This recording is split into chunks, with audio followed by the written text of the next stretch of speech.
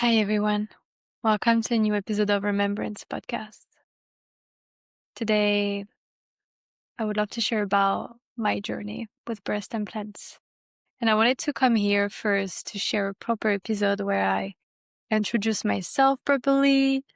But right now, I'm in this challenge, this 28-day challenge with Aizen and Shanti on Instagram that encourages us to share every day in an authentic way.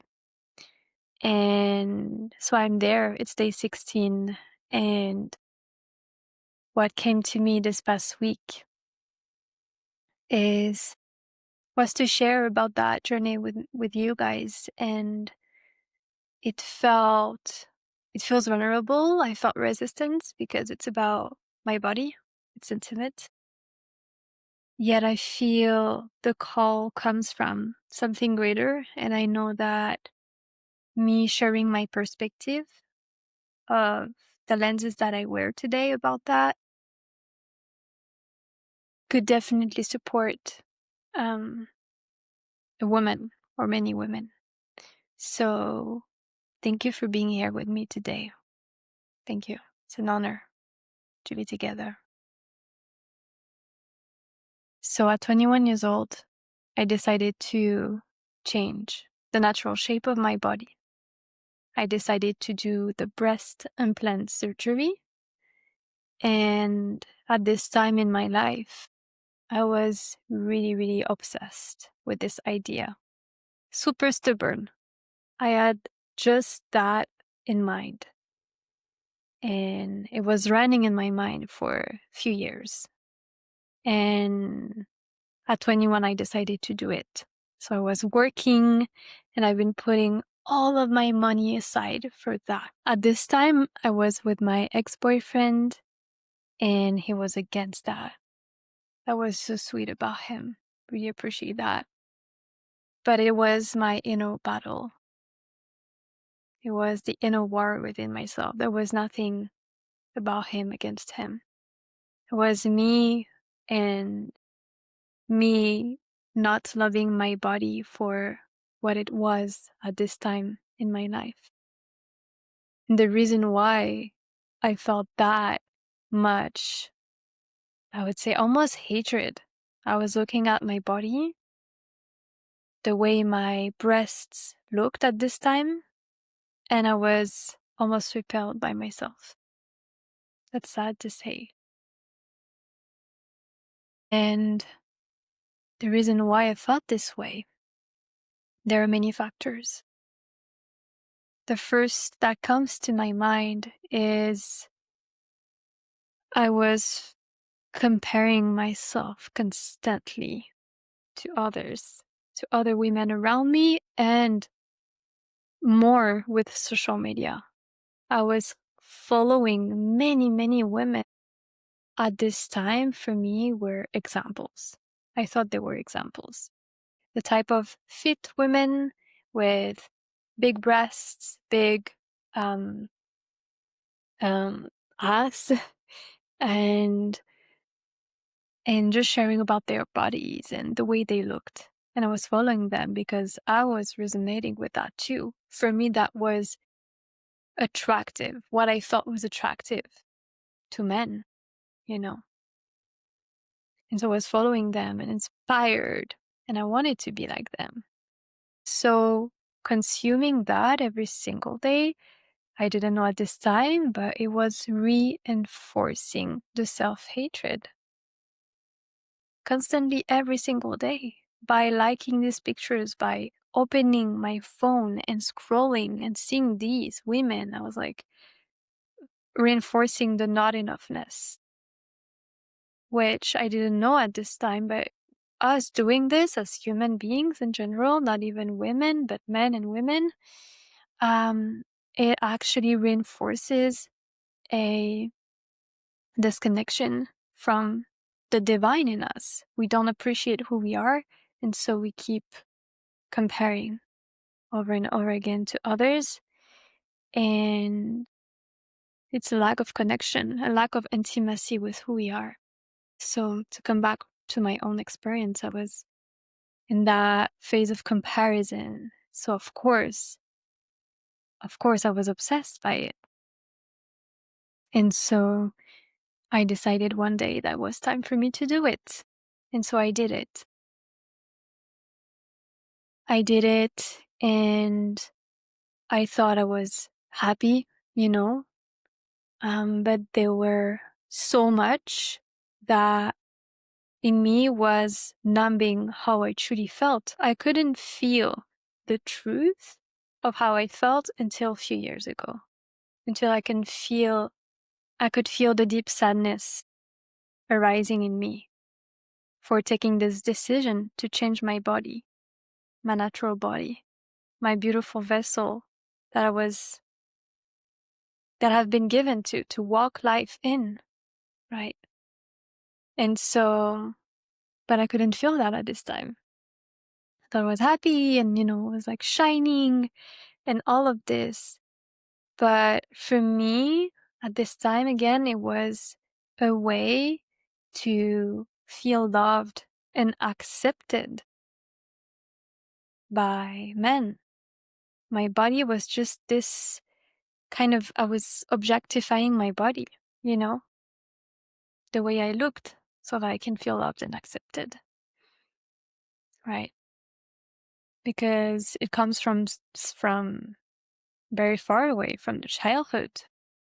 I never had a strong intimacy in my family, strong emotional connection. So for me, the only way to experience intimacy was with men, with closeness with men, physical connection, and sex, basically.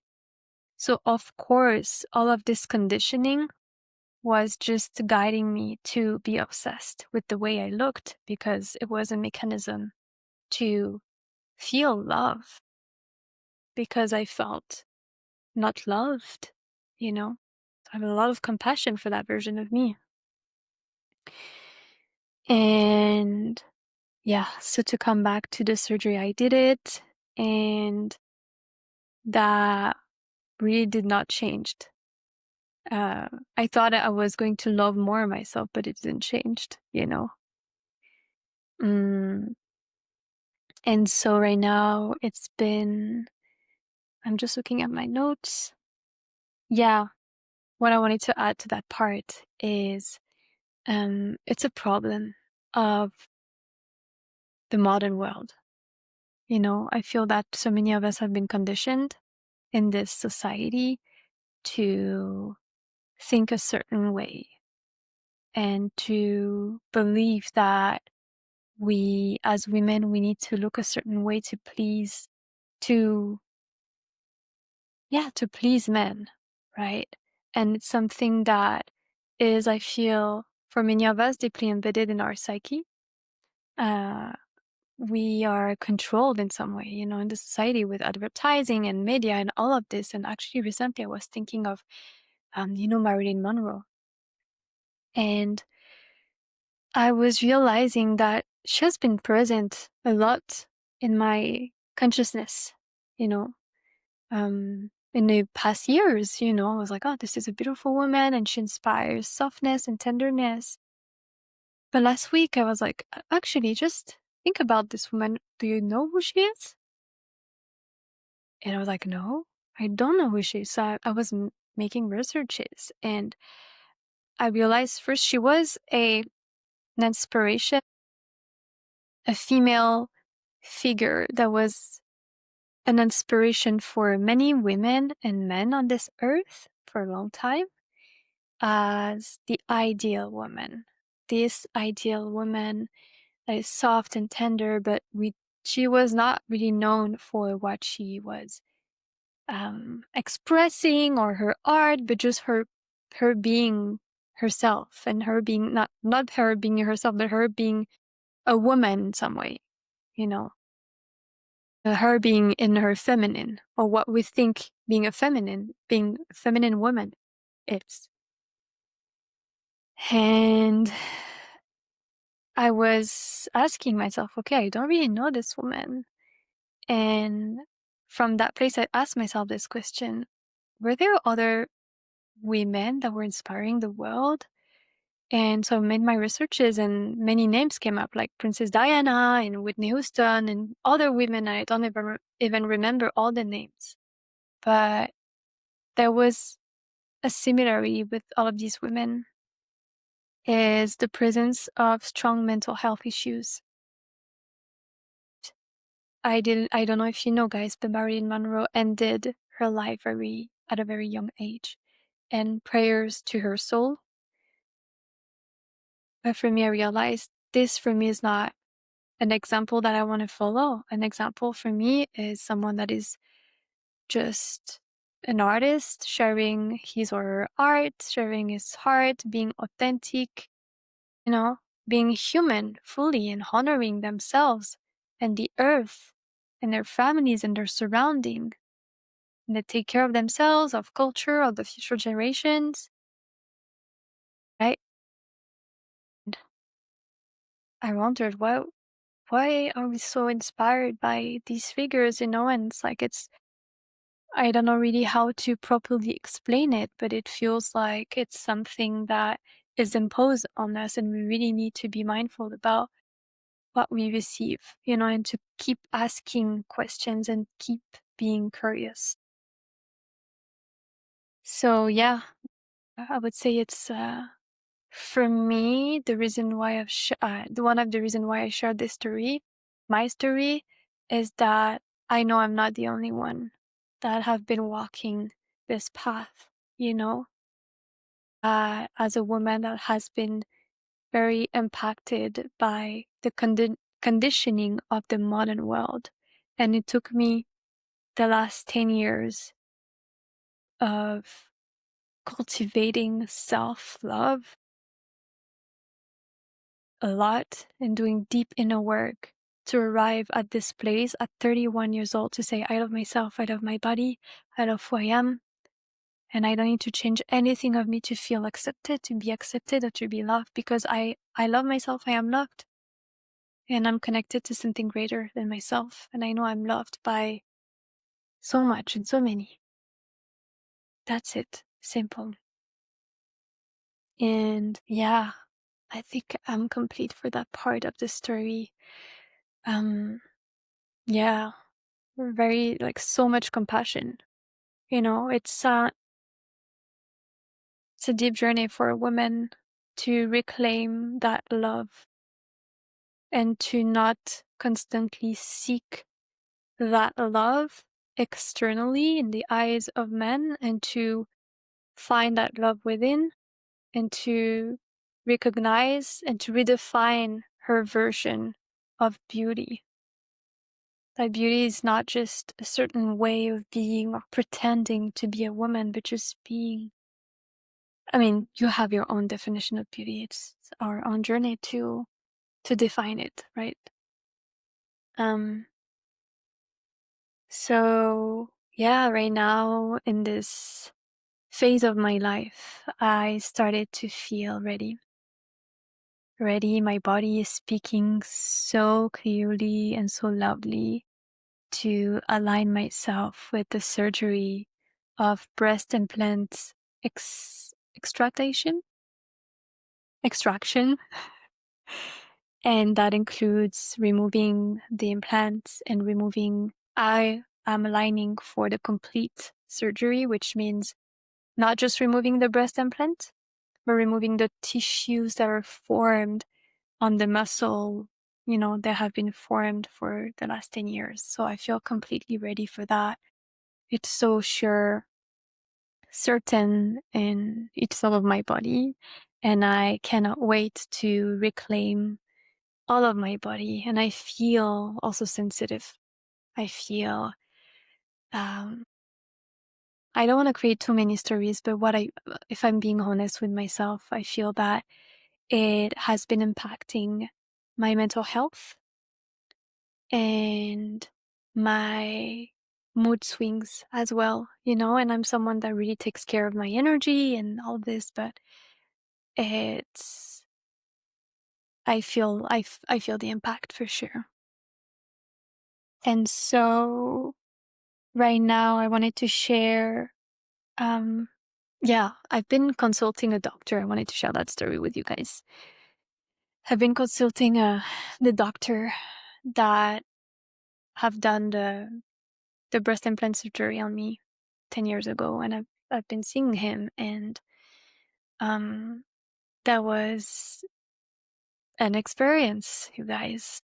I shared my desire, my intention to remove that, and I was the what I've been receiving from this person, the reflection was he was not understanding. He was like, well, why are you doing that? Like, doesn't make sense. Like, keep them. You have beautiful breasts, and like, but I was like, yeah, but I want to be with my body. And, but no blaming, it's his way of thinking. He is a surgeon. He has been doing this surgery, I guess, thousands or 10,000, I don't know how much, but a lot of times. And for him, it's a normal thing. So that's why he didn't understand. But he is not the person that I will do that with. I'm still exploring the doctors right now. I'm in Montreal, so I will see who can do that in a very proper way. And that also encourages that. And if also you have any names, I'm open to receive them. And yeah, I would love to share my perspective on what I feel today around my body. And as I shared earlier, I feel for me, my body is a gift from Creator, and it belongs to the earth. So why would I change my body, my beautiful body, and put any strange, not strange, but not natural object in my body, right? Why would I do that to my body? I wouldn't do it to the earth, pollute the earth. So for me, this idea of removing them comes organically from that place. Yeah. Well, we often say, oh, your body is a temple, and yeah, it is absolutely. It's so important for me to take care of it, to feel healthy, to feel good, to feel alive, but not as a way to feel loved or accepted, but just for myself. And that impacts my relationship with others for sure, because it's my responsibility to take care of it. And yeah, so yeah, I feel being under this conditioning um, have has led me to very intense places in my life, from over opening myself to men, from changing my body so many times, like with this surgery, but also like I was completely into the fit thing industry and like really completely obsessed with how I looked. And with time, my definition of success and beauty and all of this just completely changed. But I had to learn, to learn and to go to these places so that I could learn what is love and what is not, right? And to cultivate that love over and over again. And so that's why I'm on this path of the sacred feminine. And for me, it's not a brand, it's not a strategy, it's a concept, but this is who I am because this is what I've been cultivating and taking care of, right? I had to go to these very toxic and dark places in my life so that I can feel finally what is true love within. How can I feel the sacred in me? So again, I'm sharing this just as a woman sharing her vulnerable beautiful human experience. There is nothing to blame but yeah, to share how I've been learning on my path. And yeah, so I think I feel complete. I feel complete with my experience. So my experience, my um my story.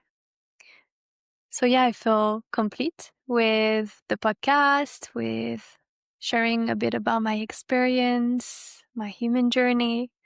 And if you guys have been resonating with this, please don't hesitate to reach out, to comment, um, to come on my Instagram page and to share a bit about how you felt through that episode. I would be curious. That'd be amazing. And I'm also here because I need your help. If um if you have the possibility to support me on my journey financially, I am going to put a GoFundMe link in the description of the video. That would mean the world to me. I felt a bit of shame, to be honest, to ask for help. You know, these stories of I haven't gathered all the money yet and all of this, but yeah, it's time. Like I feel I would have loved to wait, but I feel my body is demanding that. I feel it. I'm being really honest with myself, and it's time for me to go on that journey, that surgery. So that's why I'm here today as well. I'm not asking anything of pity or just, as a woman here and as a sister that is asking for support. And if you have the possibility, of course, and um, I know that, and I feel this is going to heal me in a way that I cannot even think right now, that I cannot even feel, but I feel when I think of the breasts, what I've heard, I don't know who said that anymore, but the breasts are an extension of the heart, and receiving for that, receiving financial support for that is huge for me. So yeah, if you have resonated with that, or if you know anyone that could resonate with this story, that would mean the world to me if you can share it. Really. So I'm going to close the episode now. Thank you so much. If you've been here and listening to all of it, thank you. Really appreciate you. Thank you for your time. And until next time.